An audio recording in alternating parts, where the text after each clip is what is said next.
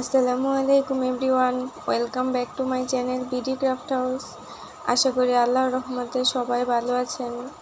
আমিও আলহামদুলিল্লাহ ভালো আছি। আরও একটি নতুন ভিডিওতে আপনাদের সবাইকে ওয়েলকাম জানাচ্ছি। আজকের এই ড্রেসটি আমি 2 বছর বাচ্চার বয়সী মাপের করেছি। ড্রেসটি গাঢ় ইয়েলো কালার কাপড়ের মধ্যে আমি মেক করেছি, বাট রাতের বেলায় ভিডিও করাতে লাইটিংয়ের কারণে এখানে হালকা কালার দেখাচ্ছে। আর ভিডিওর প্রথমেই আমি ড্রয়িংয়ের ভিডিওটা দেখাচ্ছি। আর ড্রয়িংয়ের জন্য আপনারা সবসময় একটা শক্ত কাগজে ড্রয়িং করে নেবেন, তাহলে সবগুলো ফুলের ডিজাইন সেম থাকবে, কোনোটা ছোট বড় হবে না। এই ডিজাইনটি আপনারা ওড়নায় বা চাদরের মধ্যে করতে পারেন। ডিজাইনটি অনেক সুন্দর লাগবে করলে। এই তো ড্রয়িং কমপ্লিট। এবার আমি স্টিচিংয়ে চলে যাচ্ছি। আর ইয়েলো কালার কাপড়ে হোয়াইট কালার সুতোটা অনেক ভালো ফুটবে, তাই আমি এই কালার সুতো দিয়েই কাজ করছি। এখানে আমি 2 গুণ সুতো নিয়েছি আর চেইন সেলাইয়ের মতো করে সেলাই দিয়ে নিচ্ছি। এখানে আমি 4টি করে সেলাই দিয়ে একটি করে ফুলের পাপড়ি ভরাট করে নেব। আপনারা একটু খেয়াল করে দেখবেন। আমি সবসময় হাতের কাজের জন্য সুতির লাচ্ছি সুতা ব্যবহার করি। এই সুতা দিয়ে কাজ করলে সেলাইগুলো অনেক সুন্দর হয় এবং কম খরচের মধ্যে এটাই পারফেক্ট হয়। যারা বিজনেসের জন্য কাজ করতে যাচ্ছেন তারা সুতির লাচ্ছি সুতা দিয়েই সবসময় কাজ করবেন। এই তো আমার একটা পাপড়ি কমপ্লিট করা হয়ে গেছে। এবার আরও একটি পাপড়ি কমপ্লিট করা দেখাচ্ছি।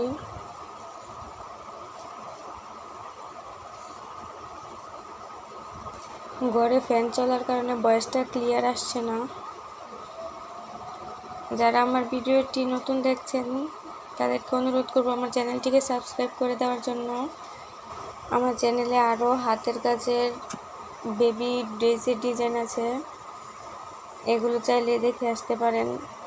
এছাড়াও সামনে আরও নতুন ডিজাইনের ভিডিও আসবে ইনশাল্লাহ।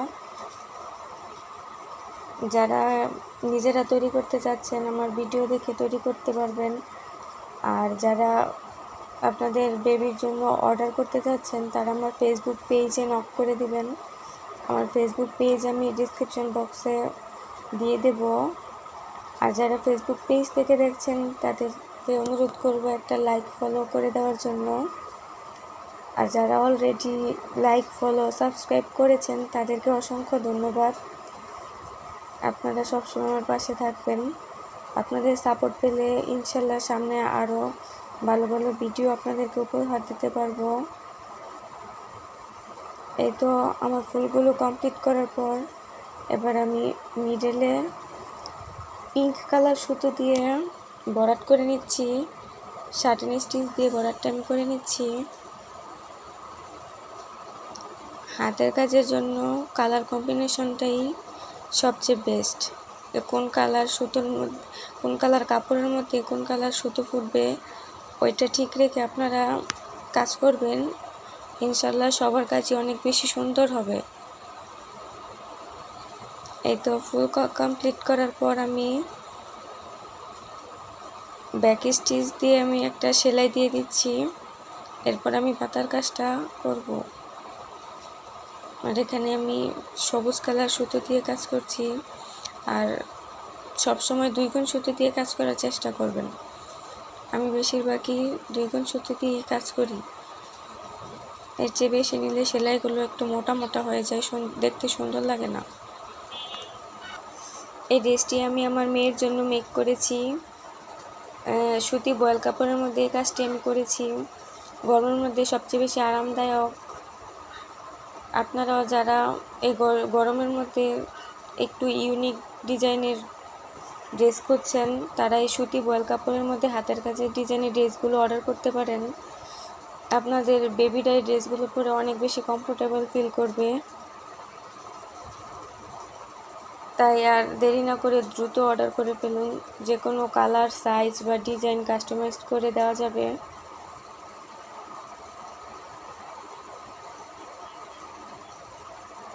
এই তো আমার এই কাজটা করার পর আমি পাতার কাজটা করে নিব। আর আমি ওই ড্রেসের মধ্যে পাতাগুলো যখন করেছি আমার ভিডিও করতে একদমই মনে ছিল না, তাই আমি অন্য একটি কাপড়ে আপনাদের পাতার ডিজাইনটা দেখিয়ে দিচ্ছি।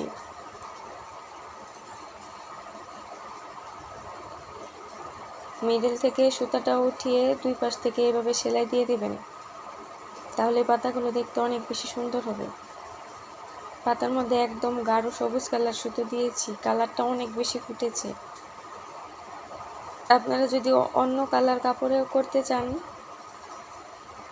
ডিজাইন ঠিক রেখে আপনারা যে কোনো কালার সুতো দিয়ে করলেও সুন্দর লাগবে।